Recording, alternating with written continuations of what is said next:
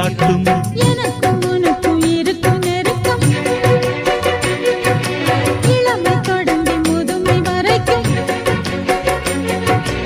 இரவும் பகலும் உறவை வளர்க்கும் இடையில் இருக்கும் தடையை தகர்க்கும்.